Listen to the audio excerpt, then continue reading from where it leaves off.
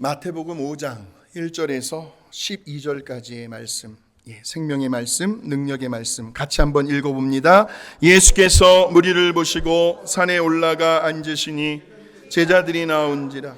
입을 열어 가르쳐 이르시되 심령이 가난한 자는 복이 있나니 천국이 그들의 것이며 애통하는 자는 복이 있나니 그들이 위로를 받을 것이며 온유한 자는 복이 있나니 그들이 땅을 기업으로 받을 것이며 의에 줄이고 목마른 자는 복이 있나니 그들이 배부를 것이며 긍휼히 여기는 자는 복이 있나니 그들이 긍휼히 여김을 받을 것이며 마음이 청결한 자는 복이 있나니 그들이 하나님을 볼 것이며 화평하게 하는 자는 복이 있나니 그들이 하나님의 아들이라 일컬음을 받을 것이며 그를 위하여 박해를 받은 자는 복이 있나니 천국이 그들의 것입니다.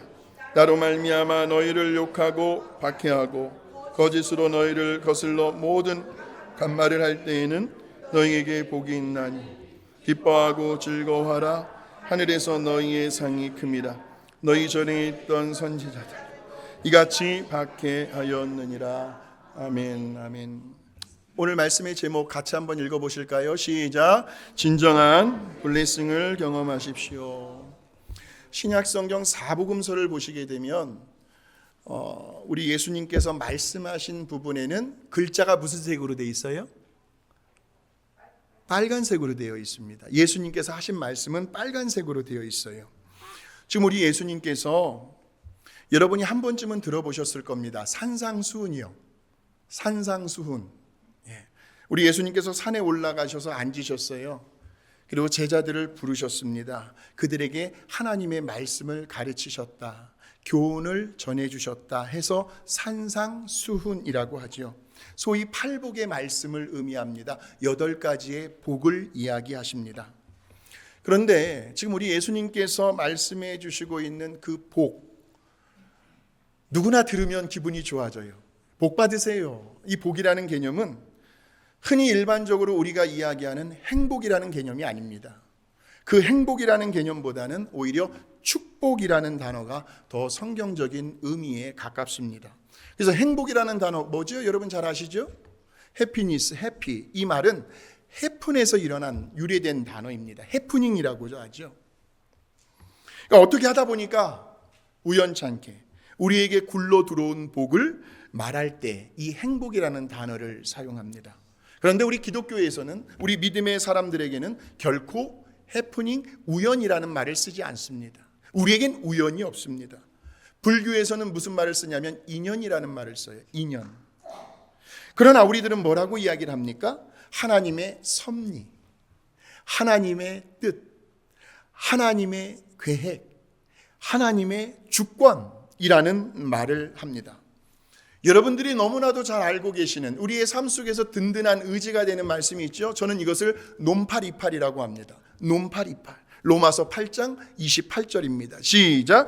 우리가 알거니와 하나님을 사랑하는 자, 의의 뜻대로 부르심을 입은 자들에게는 모든 것이 합력하여 선을 이루느니라. 결국 저와 여러분을 가리키는 말씀인데 우리 주변에서 일어나는 모든 것이 결국은 합력하여 선을 이루어 가시는 단 조건이 있습니다. 하나님을 사랑하는 자죠.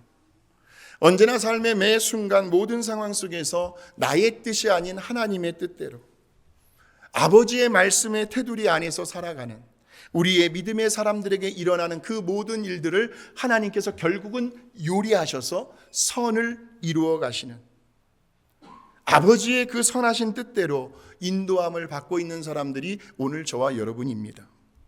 그래서 우리는 복을 이야기할 때는 블레싱이라는 말을 해야 합니다. 블레싱.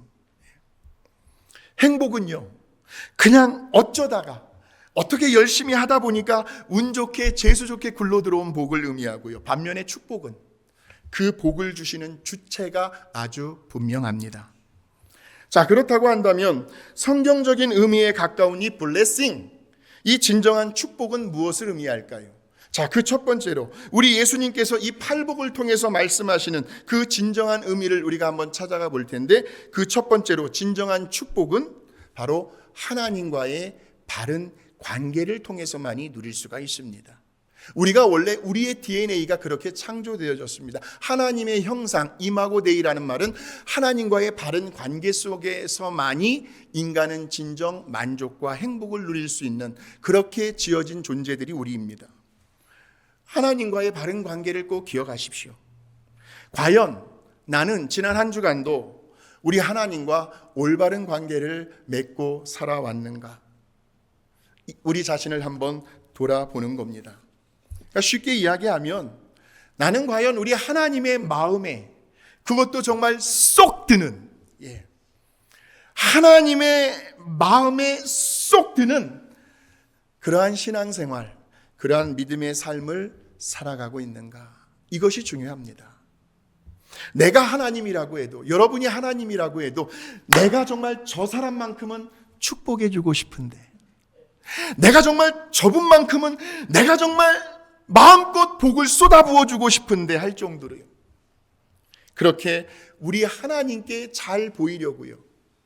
뭐 저한테도 사람들에게도 잘 보이려고 하실 필요 없습니다. 하나님 아버지께 정말 잘 보이려고 우리 하나님의 마음에 어떻게 해서라도 감동을 주고 기쁨을 주는 그러한 일에 노력하고 있는가? 이것이 참 중요합니다. 자, 보세요. 이 blessing이라는 단어는 피를 흘리다, 블리드라는 단어에서 유래가 되었죠. 저 앵글로 섹슨족이 사용하던 단어에서 유래가 되었습니다. blessing, bleed. 신에게 올려드리는 그 피의 제사를 통해서 신과 인간과의 올바른 관계를 전제하고 있는, 다시 말하면 신을 노엽게 해서는 안 된다는 겁니다.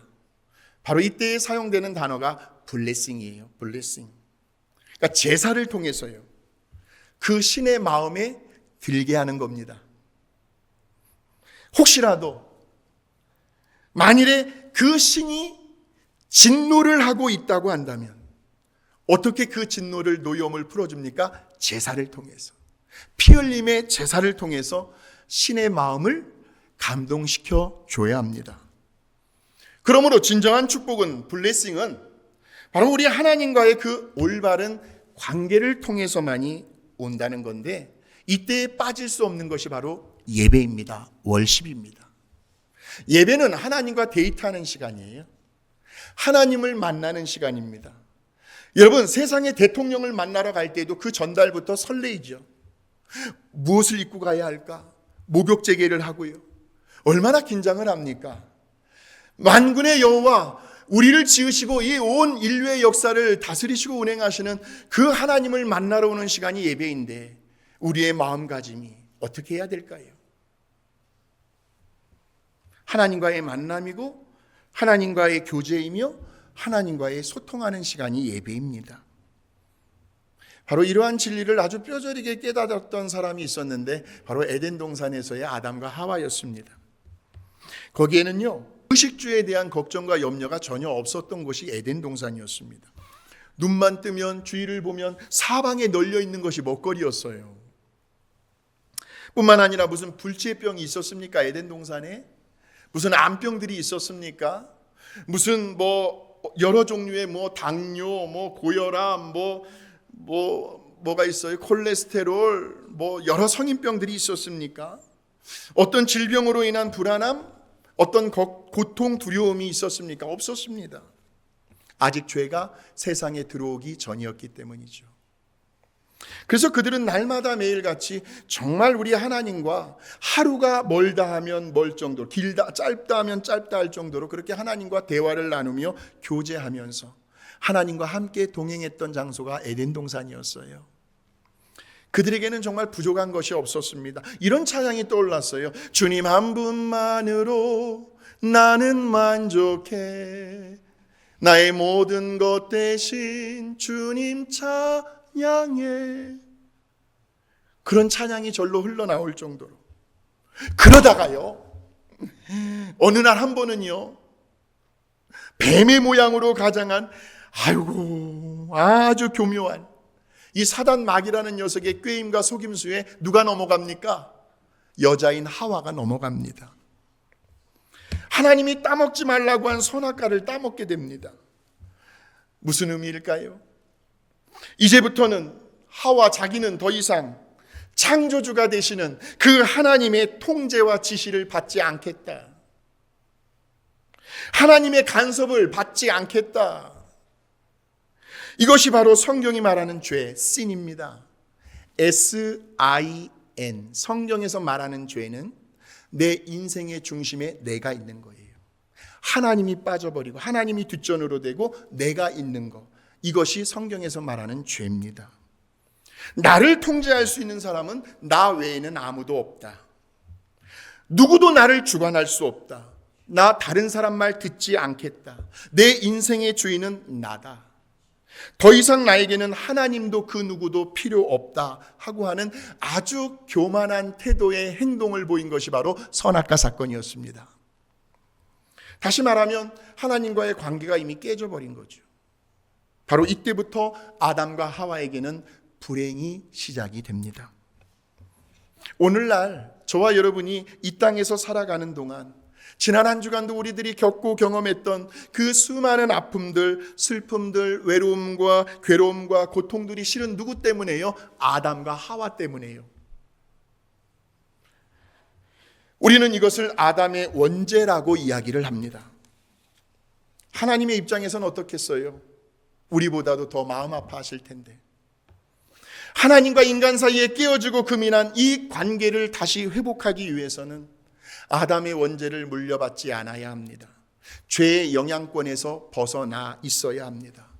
바로 그 누군가의 피 흘림의 제사가 필요했는데 그래야만 하나님과의 관계가 회복이 되니까요. 바로 그분이 십자가에서 저와 여러분 대신에 피 흘려 돌아가신, 우리를 위하여 화목제물과 속죄제물이 되어주신 우리 예수님이십니다. 얼마나 감사합니까? 자, 로마서 3장 25절을 한번 같이 볼까요? 시작. 이 예수를 하나님이 그의 피로써 믿음으로 말미암는 저끼리 참으시는 중에 저희 죄를 간과하심으로 자기의 의로우심을 나타내려. 자, 여기에서 포인트는 예수님의 피를 중점적으로 보셔야 하고요. 그 예수님께서 화목제물이 되어 주셨다는 거. 그리고 5장 10절에서 11절 시작. 곧 우리가 원수 되었을 때에 아들의 죽으심으로 말미암아 하나님과 화목하게 되었은즉 화목하게 된 자로서는 더욱 그의 살아나심으로 말미암아 구원을 받을 것이니라. 그뿐 아니라 이제 우리로 화목하게 하신 우리 주 예수 그리스도로 말미암아 하나님 안에서 또한 즐거워하느니라 하는 거죠. 우리 예수님의 피 흘림의 제사요, 화목제물로 인하여 이제 우리가 하나님과 화목하게 되었다라는 말은 아담과 하와로 인하여 금이 간 깨어진 하나님과의 관계가 다시 회복이 되었다는 말씀입니다. 그래서 뭐라고 이야기를 해요? 하나님 안에서 즐거워하는 인생, 기쁨의 인생을 살아가게 된 겁니다. 진정한 블레싱을 경험하는, 진정한 축복을 누리는 삶의 첫 번째 포인트는 하나님과의 바른 관계에서부터 시작이 된다. 그 복을 주시는 주체는 하나님이시라는 것. 우리는 그것을 행복이라 하지 아니하고 축복이라고 말하는 것. 그래서 오늘 이 산상수훈을 통해서 우리 예수님께서 말씀하고 계시는 이 팔복의 개념 자체도 자세히 들여다보시면 모두가 다 하나님과의 올바른 관계에서 비롯되고 있습니다. 보실까요? 3절입니다. 시작. 심령이 가난한 자는 복이 있나니 천국이 그들의 것이며. 심령이 가난해지셔야 합니다. 이 말은 하나님의 관점, 하나님의 시각, 하나님의 눈으로 자기 자신을 바라보는 사람을 말합니다. 그래서 그렇게 하나님의 눈으로 나 자신을 바라보게 되면, 저는 설교를 준비하는데 머릿속에 이런 노래가 떠올랐습니다. 그대 앞에만 서면 나는 왜 그리 작아지는지. 여러분, 세상 노래에도 다 철학이 있어요. 우리 하나님은 너무나 광대하시잖아요. 너무나 위대하시잖아요. 그분 앞에 서면 우리가 압도를 당하잖아요. 그러시면서 그분은 절대자이시죠. 그분은 전능하신 분이시기 때문에 그 앞에서는 한없이 작아질 수밖에 없다는 거죠. 제가 이렇게 담대하게 이야기하고 있는 것 같아도요, 다리하고 이 속은이 얼마나 떨고 있는지 몰라요. 두려운 거예요. 그만큼 이 강단이요. 하나님 앞에서는 그 누구도 교만해서는 안 된다라는 거죠. 언제나 항상 겸손한 저와 여러분이 되시길 주의 이름으로 축복합니다. 한마디로 심령이 가난해질 수밖에 없다. 자, 두 번째 4절 한번 보실까요? 시작. 애통하는 자는 복이 있나니 그들이 위로를 받을 것이며. 애통하는 자, 하나님의 관점과 하나님의 시각과 하나님의 눈으로 자기 자신의 허물과 죄를 바라볼 줄 아는 사람, 애통하는 사람이죠. 털어서 먼지 안 나는 사람 없잖아요. 누구든지 이 땅에서 살고 있는 한 우리는 죄의 영향권에서 벗어날 수가 없습니다. 그래서 우리는 모두가 다 허물이 많은 불완전한 존재입니다. 어디 감히 하나님 앞에서 자기의 의를 자기가 잘났다고 드러낼 수가 있겠습니까? 사람 위에 사람 없다고요. 누가 누구를 정죄하고 누가 누구를 비판하고 당신 그렇게 신앙생활하면 안 돼, 그렇게 말할 수가 있겠습니까? 하나님 앞에서는 누구도 의로운 사람이 없다라는 말이죠. 우리 다음 한번 5절을 보여주실까요? 5절 시작. 온유한 자는 복이 있나니 그들이 땅을 기업으로 받을 것이며. 온유한 자예요. 이 말은 하나님의 지시를 받는 거예요. 하나님의 통제권 아래에 있는 거예요. 하나님의 권위와 하나님의 권한 아래에 있는, 하나님의 다스리심과 인도하심 앞에서 자신을 철저히 내려놓고 복종시킬 수 있는 사람을 말해요. 온유한 자. 그렇다고 해서 온유한 사람 결코 깔보거나 무시하거나 얕보아서는 안 돼요. 누구는 입이 없어서 말 안 하고 가만히 있는 줄 거 아니에요. 다 알아요. 그럴 만한 힘도 있어요. 온유한 사람은 바보가 아니에요. 그 속에 아주 굉장한 지혜가 있습니다. 능력이 있습니다. 그러나 그 힘과 지혜와 능력은 어디까지나 자기 마음대로, 자기 기분대로, 자기 감정대로 사용하는 것이 아니라 하나님의 통제와 권위 아래에서만 자유롭게 사용하는 사람, 온유한 사람입니다. 온유한 사람. 잘 길들여진 야생마 한번 떠올려 보십시오. 여러분, 야생마의 뒷발로 한 대 급수 맞으면 그 자리에서 직사합니다. 잘 길들여진 야생마, 주인 앞에서는 한없이 온순해지지요. 그래서 온유한 사람은 늘 하나님 앞에서 자기 자신을 내려놓습니다. 사도 바울, 그 위대했던 사도 바울이 나는 날마다 죽노라 라는 고백을 합니다. 하나님 앞에서 내 자아를 매일 죽이는 거예요. 하나님, 나를 죽여주시옵소서. 혼자 죽으면 안 돼요.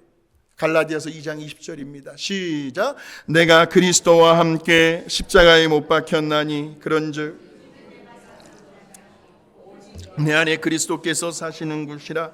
이제 내가 육체 가운데 사는 것은 나를 사랑하사 나를 위하여 자기 자신을 버리신 하나님의 아들을 믿는 믿음 안에서 사는 사람들이 오늘 이 자리에 다 모여 계셨을까요?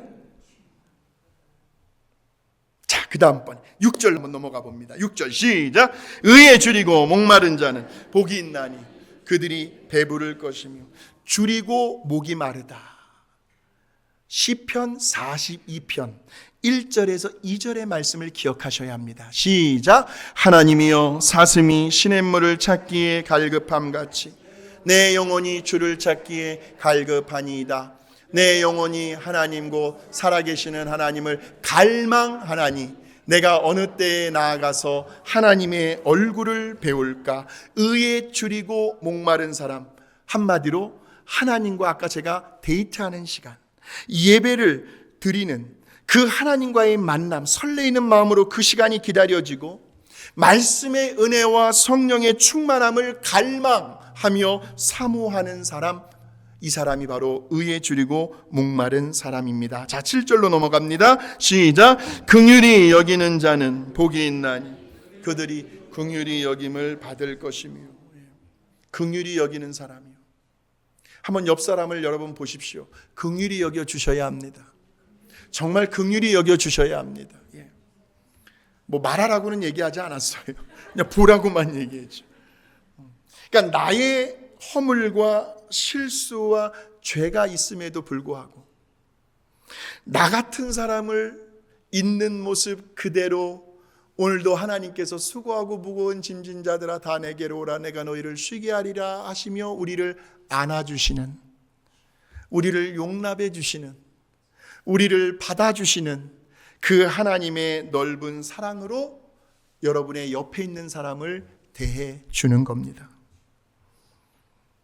지난 한 주간도 그 사람의 실수와 허물이 있었음에도 불구하고 그를 비판하거나 비난하며 정죄하는 것이 아니라 상대방을 하나님 오늘 예배를 통해서 어떻게 변화가 되겠죠?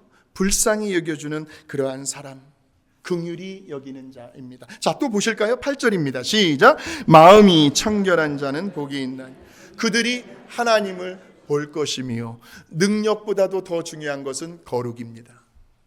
마음이 깨끗하면 하나님을 볼 수가 있습니다. 우리 교회는 영이 맑은 사람들이 참 많이 있습니다. 영이 깨끗한 사람. 예. 이 말은, 마음이 청결하다는 말은 그 사람의 마음이 하나님께로 집중되어 있는 사람. 세상 것 생각하지 아니하고 그들의 마음이 세상 것으로 인하여 여러 갈래로 나뉘어진 것이 아니라 오직 하나님께 집중되어 있는 사람. 그러니까 하나님의 뜻과 그분의 말씀 앞에서 자신의 마음을 다 드린 사람. 이 세상에서 마음이 정결하고 요만큼의 티도 하나 없는 완전 무결하신 분은 하나님 한 분밖에 없거든요. 하나님 한 분밖에 없으세요. 그 하나님 앞에 내 마음을 다 온전히 드리는 사람이 마음이 청결한 사람이고요. 자, 9절입니다. 시작. 화평하게 하는 자는 복이 있나니 그들이 하나님의 아들이라 일컬음을 받을 것이며. 화평하게 하는 사람. 사람들이 모이는 그 분위기의 자리를 그 사람만 가면 업시키는 거예요. 화기애애한 분위기로 만들어가는 피스메이커. 피스메이커. 예. 사람들 사이에서 서로의 관계를 화목하게 연결시켜주는 사람. 무슨 말을 들었어요?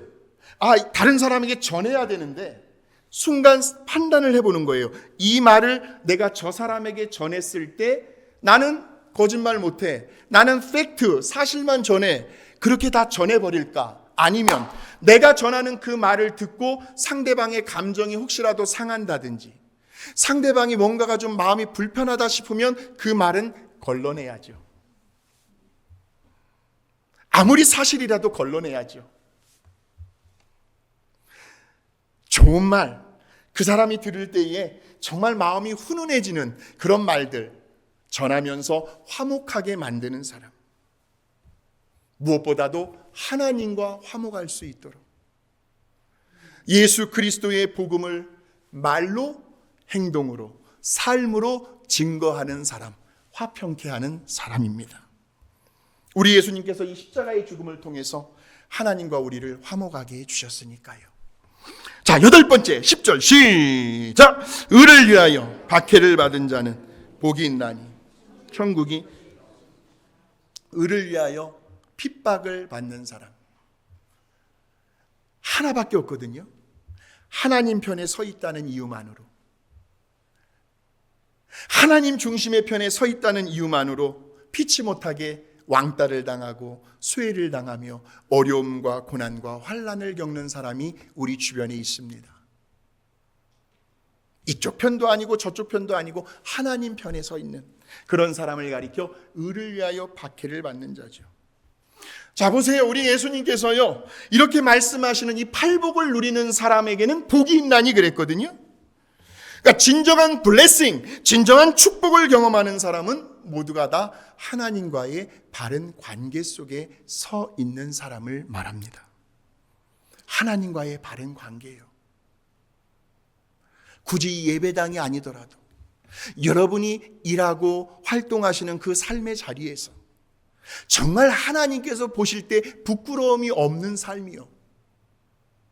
사람에게 손가락질 받는 사람 하나님에게 인정 못 받습니다. 사람에게 존경받고 사람에게 인정받고 사람에게 칭찬 듣는 사람, 그래도 그나마 하나님께로부터 약간의 칭찬을 받을 수 있는 확률이 높은 사람입니다. 왜? 사람은 그 속을 모르니까. 그러나 하나님은 아시니까. 하나님과 바른 관계. 하나님과 바른 관계. 이때 우리가 반드시 기억하셔야 할 것은 월십입니다. 예배입니다. 예배 중심으로 다시 우리의 삶을 세팅을 하셔야 합니다. 약속을 잡으시더라도 가급적이면 예배 시간을 피해야죠. 예배를 가장 귀하게 여기고 소중히 여길 줄 아는 사람이요. 하나님 그런 사람 축복해 주시지 않을까요? 네가 노력하고 애쓰는 것보다 하나님께서 한번 나서셔서 일하시면 그 결과는 엄청난 효과를 가져오신다는 것을 여러분 다 경험해 보셨잖아요. 하나님이 한번 일해 주시면 되는 거죠. 하나님이 가장 기뻐하시는 것은 예배이고 예배를 통해서 우리는 하나님과 바른 관계를 맺을 수가 있는 거니까요. 두 번째, 진정한 축복, 진정한 블레싱은 예수 그리스도를 닮아가는 겁니다. 오늘 저와 여러분을 가만히 돌아보십시오. 어제보다 오늘, 오늘보다 내일 나는 예수 그리스도를 점점 닮아가고 있는가? 예배를 자주 드리다 보면 예배는 주님을 바라보는 시간이잖아요. 주님을 영적으로 믿음의 눈으로 바라보는 시간이기 때문에 바라보면 닮아가게 되어 있습니다. 부부가요, 평생을 같이 바라보고 살잖아요. 그래서 어느 정도 나이가 이제 70이 넘어가고 80이 되면 두 분의 얼굴이 서로 닮아 있어요. 닮아 있어요. 그래서 우리 자신도 모르게 서서히 주님을 닮아가는 거예요. 여러분, 일주일에 한 번 예배 드리는 거하고 일주일에 5번 예배 드리는 거하고, 물론 여러분의 각자의 삶의 자리에서 개인적으로 말씀을 묵상하고 큐티하며 하나님 찬양하고 기도하는 줄 저 알아요. 그렇게 믿고 싶어요. 굳이 예배당에 못 나오더라도. 그러나 예배, 정말 단 한 번의 예배를 드리더라도 내가 하나님과의 올바른 관계에 서 있어야 되겠다라는 마음가짐으로 예배를 드리게 되면 한 번, 2번 드리는 예배보다 더 많이 예배를 드리면 드릴수록 주님을 더 닮아가게 되어 있지 않을까요? 진정한 축복은 그 사람의 됨됨이에 있습니다. 인간성에 있고요, 인격에 있습니다. 얼마나 많이 가지고 있느냐? 그 소유에 있지 않습니다. 집이 여러 채 있으면 뭐합니까? 재산이 많으면 뭐합니까? 진정한 블레싱은요, 그 사람의 인격, 그 사람의 사람됨, 그 사람의 성품에 달려 있다라는 거예요. 왜 대개, 용서하시고 들으십시오. 죄송한 말씀입니다만 이혼하는 부부들을 보면 무슨 다 나름대로의 개인의 입장들이 있을 겁니다. 별별 이유들이 다 있으시겠지만 거의 대부분 깊이 들어가 보면 하나에 걸립니다. 돈에 걸려요. 그런데 이 돈보다도 더 근본적인, 더 중요한 이유가 있더라고요. 그 이유가 바로 나와 안 맞는다는 거예요. 달라도 어쩜 이렇게 다를 수가 있느냐는 거예요. 못 살겠다는 거예요. 그것이 바로 성격이죠. 기질입니다. 성품의 차이에서 옵니다. 그래서 부부는요, 서로 한 발짝 뒤로 양보하셔야 합니다. 그리고 서로 맞춰가야 합니다. 그래야 롱런할 수 있습니다. 그래서 잠언서 한번 17장 1절 보실까요? 자, 시작. 마른 떡 한 조각만 있고도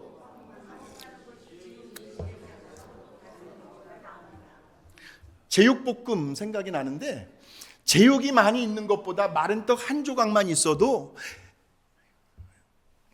그러니까 내가 좀 가진 것이 없어도요, 먹을 것이 좀 부족해도요, 내가 먼저 욕심 부리지 않고요, 내가 좀 양보하고 배려하고 희생하면 그 가정은 얼마든지 화목해질 수 있습니다. 다 성품을 이야기하는 거예요, 지금 이 말은요. 가끔 사람들은 착각을 하죠. 내가 돈을 좀 더 많이 벌 수 있다면, 내 수입이 점점 더 많아질 수 있다면, 내가 더 많은 지식을 얻을 수 있다면, 학사, 석사, 박사 학위를 내가 받을 수 있다면, 내가 좀 더 사회적으로 더 높은 자리에 올라가서 남들로부터 어깨에 힘이 들어가고 정말 사회적인 지위와 명예와 권력, 이것을 얻을 수 있다면 내 인생이 더 만족해지지 않을까 하고 착각 속에 살아갑니다. 여러분, 경험해 보신 분들 이 자리에 계실 겁니다. 정말 그러시던가요? 세상을 한번 가만히 보십시오. 아무리 재력과 명예와 권력을 가졌어도요, 어디 욕심이 끝이 있습니까? 욕망이 끝이 보입니까? 아니죠. 야망의 끝은 보이질 않습니다. 절대로 끝이 없습니다. 끝나지 않습니다. 아유, 목사님, 저 자신부터요. 저는 그 근처까지도, 저는 그 근처까지도 못 가봐서요. 전혀 저는 모르겠는데요. 뭐가 있어야 욕심을 더 부리고 말고 할 거 아닙니까? 라는 성도님들도 계실 거예요.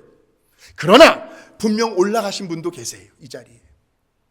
그 올라가셨던 분들의 한번 이야기를 들어보십시오. 여전히 목말라 하고 있습니다. 자꾸 뭔가를 채워 넣으려고 합니다. 그것이 정말 과해지게 되면, 여러분, 꼬리가 길게 되면 결국 잡히게 돼 있어요.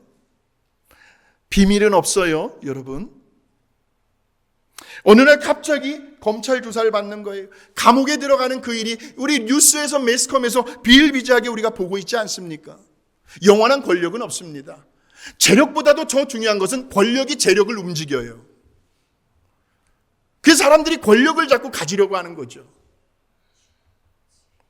그러니까 진정한 축복은 소유에 달려있는 것이 아니라 우리들의 그 성품이에요.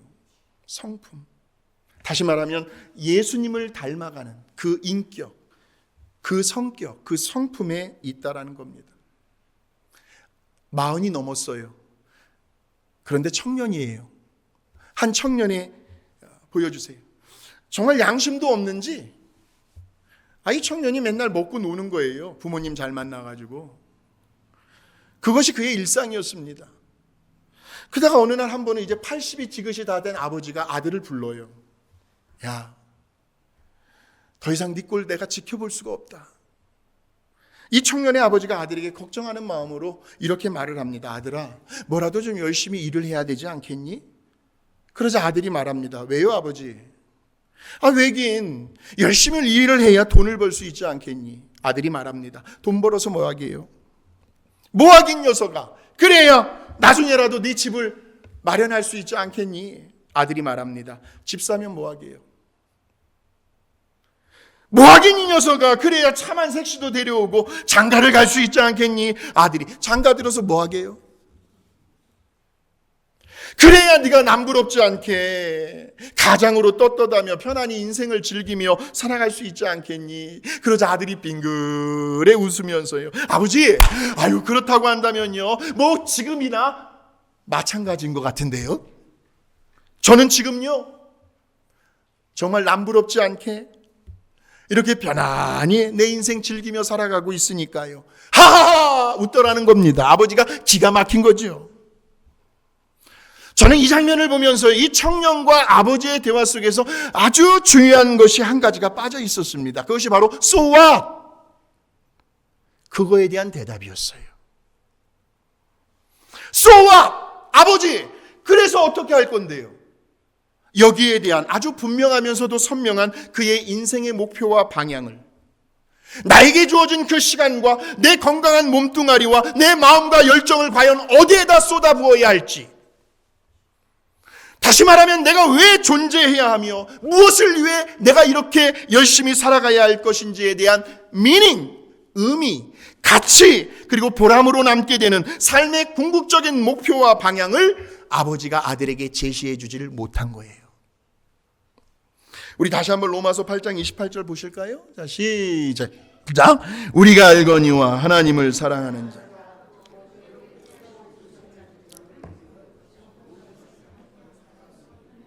선을 이루느니라. 선에다가 포커스를 두십시오. 선이 말하는 의미가 무엇일까요? 그저 모든 일들이 다 합력해서 저절로 다 될 것이다 라는 막연한 말이 아니고요. 바로 그 다음 구절에 선이라는 의미에 대해서 자세히 나와 있습니다. 29절을 한번 읽어봅니다. 시작. 하나님이 미리 아신 자들을 또한 그 아들의 형상을 본받게 하기 위하여. 자, 현대인의 성경으로 한번 보여주십시오. 하나님께서는 미리 아신 사람들이, 미리 아신 사람들이 누구냐면 먼저 예수 믿은 저와 여러분이, 우리들이 누구를 닮아가게 하시려고?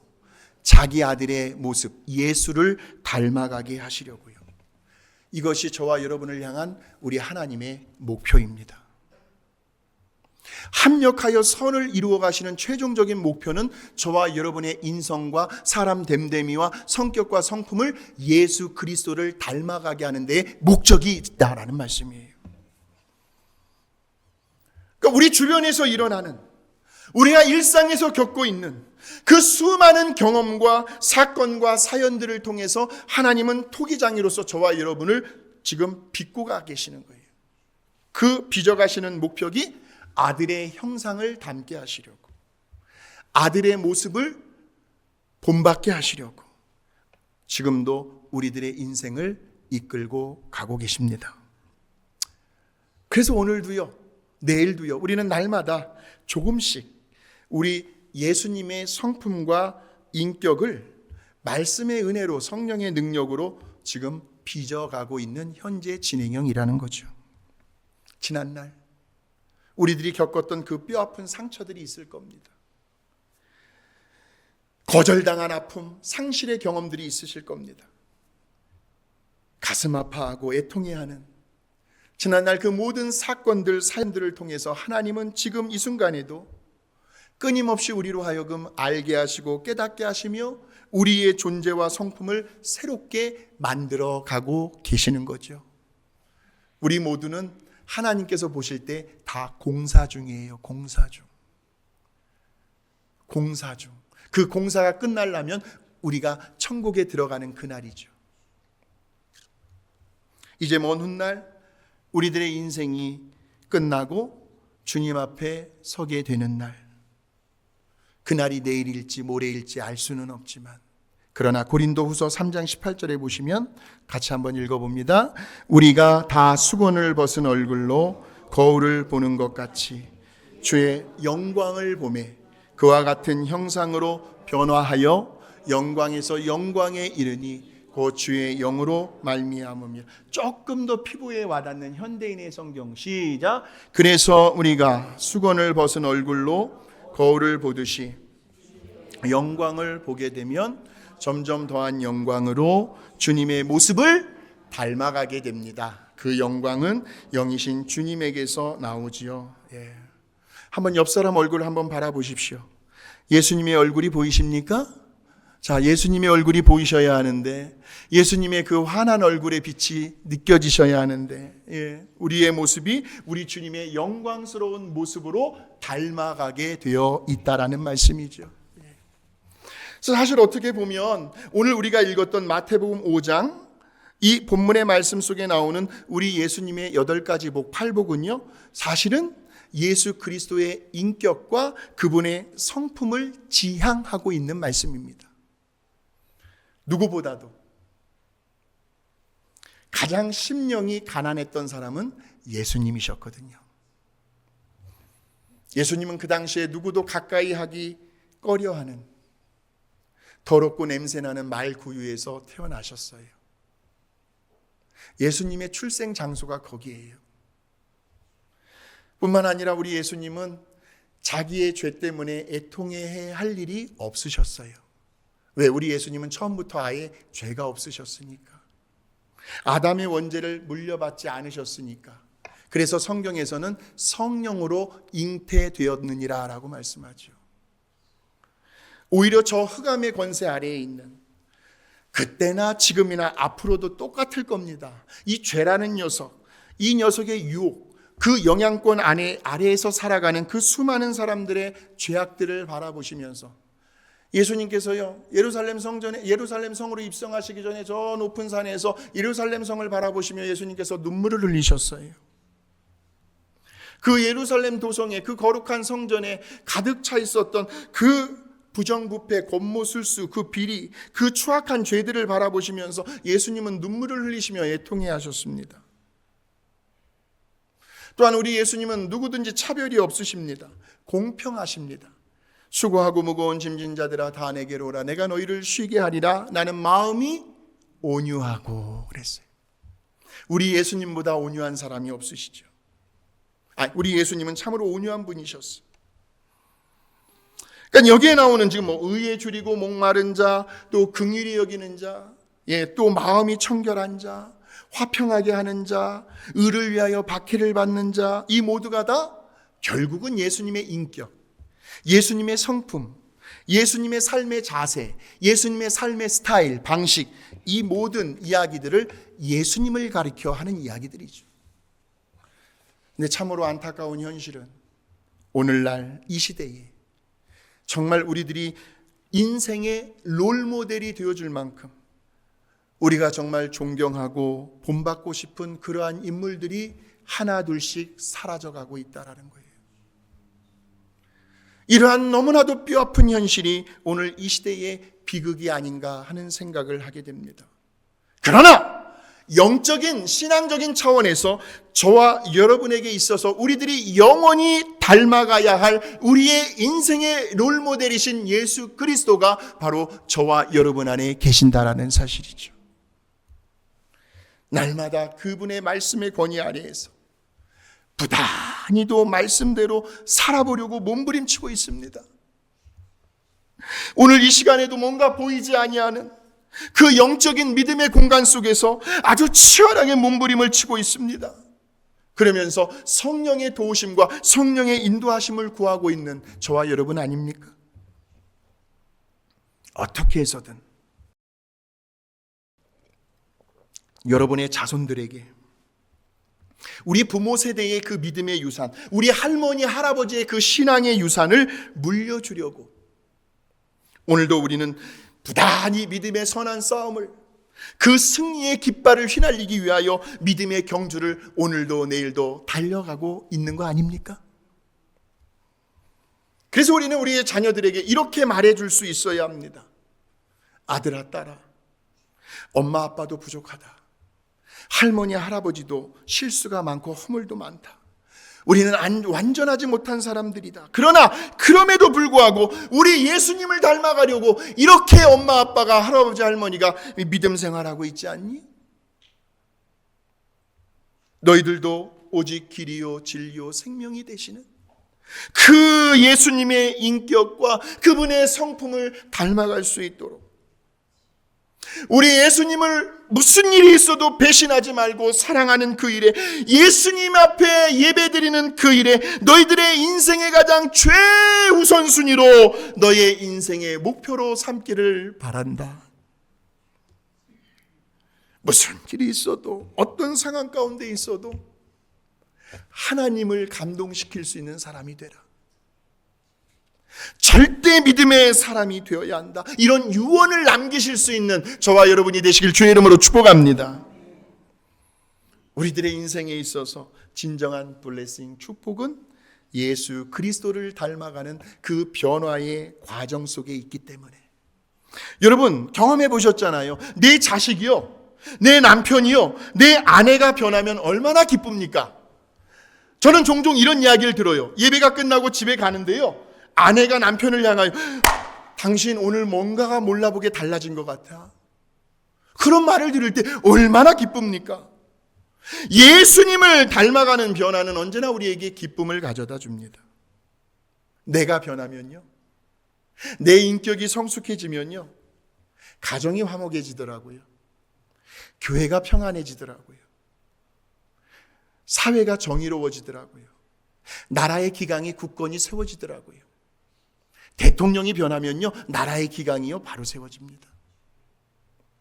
마지막 세 번째로는요, 진정한 축복은요, 우리의 이웃이요, 우리의 주변 사람들에게 축복의 통로가 되어주는 거죠.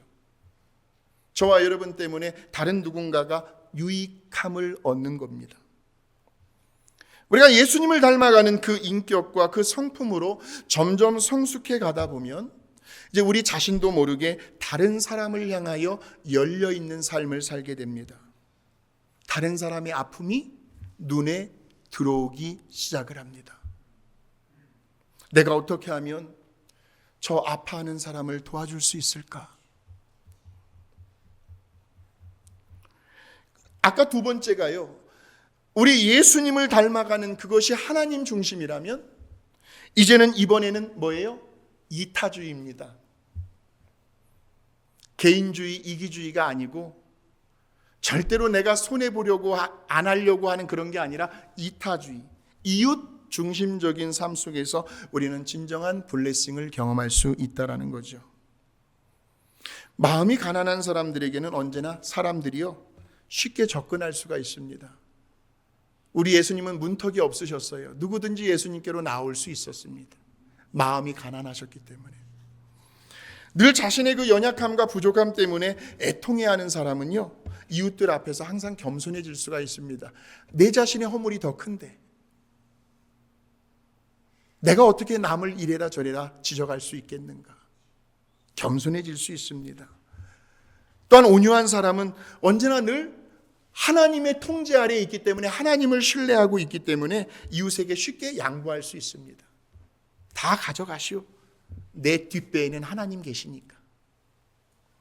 언제나 상대방의 말을 경청해주고 다른 사람의 마음을 공감해주는 그런 사람에게는 항상 진실한 친구가 따라옵니다.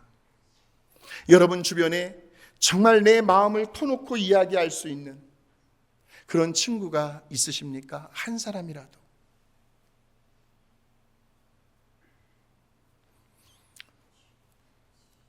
의를 위해서 박해를 받는 자, 그의 평생 소원은 이 땅에 하나님 나라가 임하는 거거든요. 그래서 하나님의 뜻, 하나님의 통치가 이루어지기를 그 소원하는 사람이기 때문에 언제나 자기 희생을 감수합니다. 자기의 편리함을 내세우지 않습니다. 자신의 유익을 먼저 추구하지 않습니다. 그래서 언제나 그 사람은 사람들이 우러러봐요. 그러니까 한마디로 진정한 축복은 뭐라고 나왔어요? 원만한 인간관계 속에서 발견할 수가 있습니다. 원만한 인간관계. 여러분 누구나 한 번쯤은 다 경험해 보셨을 겁니다. 관계가 틀어져 보십시오. 누가 되었든지 간에 정말 지옥이 따로 없습니다. 입맛도 사라지고요, 잠도 제대로 이룰 수가 없습니다. 그래서 에베소서에서 뭐라고 나오냐면 같이 한번 확인해 볼까요? 시작. 분을 내어도 죄를 짓지 말며.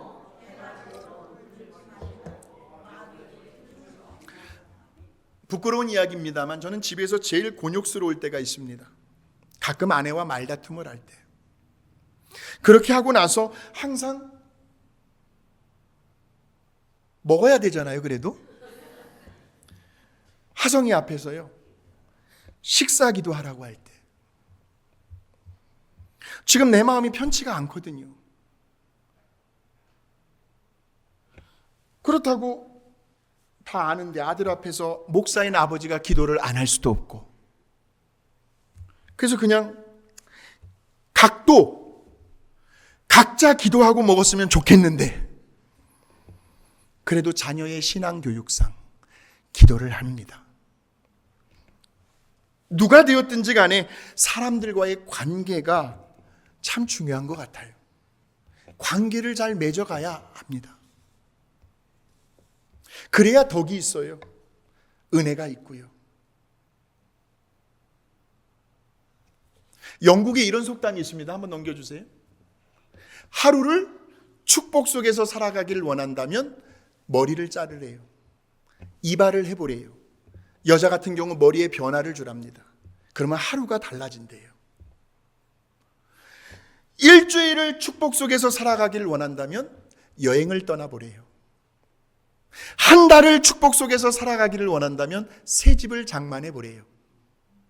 1년을 축복 속에서 살아가기를 원한다면 결혼을 해보래요. 1년은. 근데 이 속담의 마지막 클라이막스가 있습니다. 평생을 축복 속에서 살아가기를 원한다면, 야, 영국 속담 너무나도 기독교적인 것 같아. 이웃을 섬기는 자가 되어버려요. 이웃을 섬기는 자. 너무나도 감명 깊은 일화가 있습니다. 이분은 신부입니다. 다미안이라는 신부인데 저 하와이예요. 한번 보여주세요. 이 나병 환자들, 문둥병, 흰샘병 이런 병자들만 모여 사는 몰라카이 섬이 있습니다. 몰라카이 섬. 근데 그런 섬에서 그의 일생을 다 바친 이 다미안이라는 사람이 있어요. 한번 또 넘겨주세요. 그는 젊은 청년 시절에요, 이 나병 환자들에게 그래도 예수 그리스도의 희망의 복음을 전해주고 싶어서 정말 그들의 삶에 뭔가 획기적인 어떤 혁명적인 변화를 일으켜주고 싶어서 그 섬에 들어갑니다. 그런데 어느 누구도 이 다미안을 반겨주질 않는 거예요. 그의 진심이 전혀 통하지를 않습니다. 이방인 취급을 하고요, 너는 태생부터 우리와 다른 사람이잖아 하고 그를 멀리하고 마음의 문을 열질 않습니다. 어떻게 해요? 하나님 앞에 기도할 수밖에. 이 다미안이 하나님 앞에 엎드려 절규를 합니다. 하나님, 저를 제발 나병이 걸리게 해주세요. 문둥병이 걸리게 해주세요. 나병 환자로 저를 만들어주세요. 그래야 저 사람들과 소통을 할 수 있을 것 같아요. 기도를 했는데 하나님께서 그 기도에 즉시 응답을 해주십니다. 보여주세요. 그의 몸에서 서서히 문둥병이 생겨나기 시작을 합니다. 몸이 점점 일그러져 갔습니다. 여러분, 문둥병은 전염되는 병이 아니에요. 코가 진물로 떨어지기도 하고 팔다리가 막 하나씩 떨어져 나가고 온몸에 막 피고름으로 막 흘러내리는 거예요. 그렇게 이 다미안의 헌신적이며 희생적인 그의 섬김의 삶을 통해서 이제 그 몰로카이 섬에 살고 있었던 나병 환자들이 예수 그리스도의 복음을 영접하게 되고 그리스도 안에서 진정한 블레싱, 축복을 경험하게 되는 그러한 놀라운 일이 하와이 몰로카이 섬에서 이 다미안 신부를 통해서 일어난 거죠. 이보다도 더 중요한, 그 다미안이 이제 생을 마지막 숨을 거두는 그 순간 그는 이런 고백을 남깁니다. 그 자리에서 누워서 보여주세요. 가장 흡족한 웃음을 지으면서 하나님, 저에게 이런 축복을 나누어 줄 수 있는 섬김의 삶을 살게 해주셔서 감사합니다 하고 눈을 감아요. 이런 사람도 있어요, 여러분. 누구 때문에? 예수님 때문에. 사랑하는 성도 여러분, 과연 누가 이러한 진정한 블레싱을 경험할 수 있을까요? 답은 하나밖에 없습니다. 거듭 나셔야만 합니다. born again. 예수님을 인격적으로 만나야 합니다. 성령님이 내 안에 오셔서 내가 그 성령님의 다스리심에 순종하고 끊임없이 성령의 충만함과 성령의 인도하심을 사모하며 나아갈 수 있을 때, 그때야 비로소 우리는 우리의 삶의 모든 중심이 예배 중심으로 흘러가게 되고, 그러면서 하나님과의 그 올바른 관계 속에서 예수 그리스도, 예배를 통하여 주님을 바라보니까 주님을 닮아가게 되는데, 그 주님의 인격과 성품을 닮아가면서 실제로 변화되어 가고 있는 우리의 삶을 통하여 사랑하는 남편이, 아내가, 자식들이 우리의 이웃들에게 진정한 축복의 통로가 되어질 수가 있는 겁니다. 말씀을 전하고 듣는 우리 모두가 우리들의 그 얼마 남지 않은 생애를 통하여 단 하루를 살아도 이러한 블레싱, 진정한 축복을 누리며 살아가게 되시기를 예수님의 이름으로 축원합니다. 하나님, 진정한 블레싱, 진정한 축복은 아무리 우리가 돌아보고 정말 탁월하게 선택한 것 중에 하나는 우리 예수님 만난 것 같아요. 우리 예수님을 영접하고 예수님을 믿고 하나님의 자녀가 되어서 이렇게 하나님과의 올바른 관계 속에서 예배를 갈망하며 그 예배를 통하여 우리 예수 그리스도의 인격과 성품을 닮아가고 그 변화된 우리들의 모습을 통하여 내 주변 이웃들에게 축복의 통로가 되어지고 있는 그러한 삶을 살아가게 해주셔서 정말 감사드립니다. 오늘 주신 이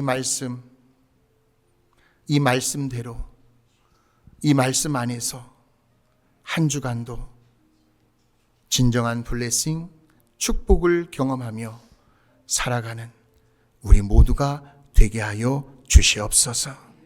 예수님의 이름으로 감사하고 기도하옵나이다. 아멘.